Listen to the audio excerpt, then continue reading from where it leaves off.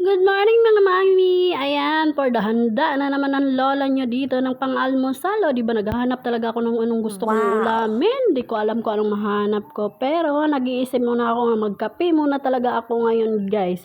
Tara tayo magkape, o di ba? For the timpla muna ang lola nyo bago. Bilis lang naman talaga ininom ko na agad yan kasi malamig naman na talagang tubig. Gusto ko. Ay, naku, tinamad na nga ang lola mo kasi mag-init ng tubig. Kaya sayang naman kasi, ayan. For the prepare na nga ako dito ng pang-almusal namin. Ayan, naghanap na lang ako dito ng noodles na lang. At saka itlog na lang ang aking luto. At saka isahog.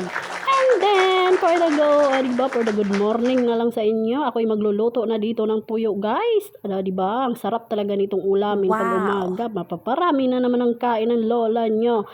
Diba, for the luto, for the guna naman, for the eat ang lola mo, for the siba. Bitaw, joke lang. Ay, ayan, napakasarap naman talaga tignan nitong tuyo. Ayan, pagkatapos na ngay malapit na itong maluto. Habang ako'y nagluluto dito, ang aking anak ay susubra naman kasing aga nito, kaya nagising. Kaya ayan na nga, for the luto na nga ako ng maaga dito, para maaga din siya matulog mamaya. Ayan, patutulugin ko na nga siya ng maaga. O, diba, pagpasensyahan nyo na talaga tinaas ko ang aking shirt.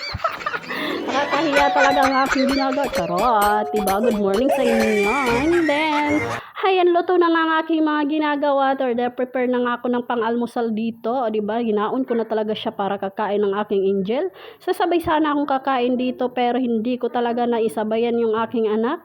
Inuna ko na lang muna siya kasi naisipan kong mag-exercise muna ako bago ako kain. Charot, baka naman kasi mapadami yung kain ko. Mawala na naman ako ng gana mag-exercise.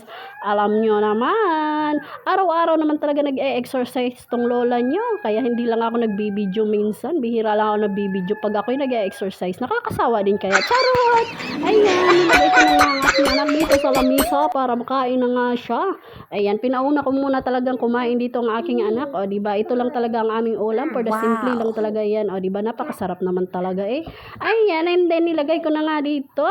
And then for the hukad na nga ako ng kanon. Diyos ko, for the Bisaya na lang tani para mas nindot-nindot ng punoon ng Bisaya. And then nalimutan ko nga may pavitamins ko muna pala tong aking anak bago kumain naman talaga para naman mabilis na ang kumain. Diyos ko po, pero masarap naman daw kuno talaga ang vitamins, diba anak? And then, ayan, pagkatapos nila muna ang tubig ito na uuuhaw nga. And then, ayan na nga, sumunod na nga habang sinusubuan ko nga ang aking anak. O, diba, for the continue tayo sa edit ngayon na. Kasi nadugtong-dugtong ko na talaga ng aking pag-i-edit ngayon, guys. Diyos ko po, for the edit na naman ang yung lola. And then, maya-maya ay nga, pagsubo-subo pa nga niya, hindi ko pa natapos-tapos tong subuan ng kanin. Diyos ko naman, nasa sobrang tagal naman talagang kumain itong aking anak. Ewan ko ba? Napakatagal naman talaga. And then, natapos na nga lang lahat-lahat. Diyos ko po, ito pa rin. Hanggang ngayon, nandito pa rin talaga kami sa lamisa. Ito ng mga aking subo pa nga talaga ang inyong lola dito. Diyos ko po anak, ano ba yan? And then, ayan pa nga, di nabuti na lang at natapos na talaga siyang kumain. Kahit di naman talaga nauubos yung pagkain niya. Ayan na, uminom na rin ako ng tubig kasi nauhaw na talaga ako ng sobra. And then, sumunod na nga talaga, pagkatapos nga niyang kumain, dyan binaba ko na, pinapaliguan ko na talaga siya dito guys. O, diba? Tapos na talaga siya nakaligo dito.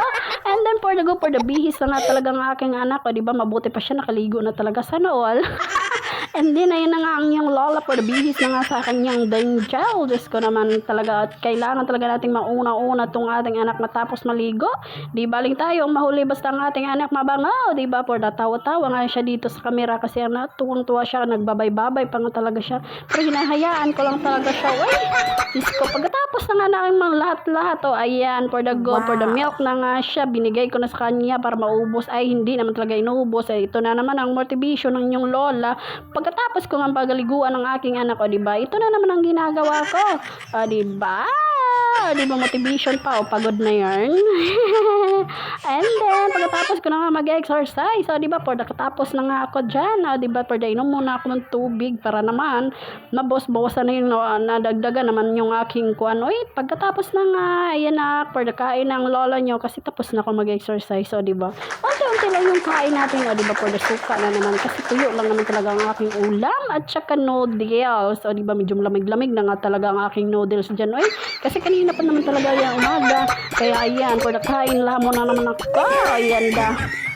And then, ayan na nga guys. Thank you for watching sa ating mga videos guys. Sana follow nyo po ako sa aking videos guys. Ayan. Daghang salamat sa pagtanaw guys. More video and like sa ating mga videos.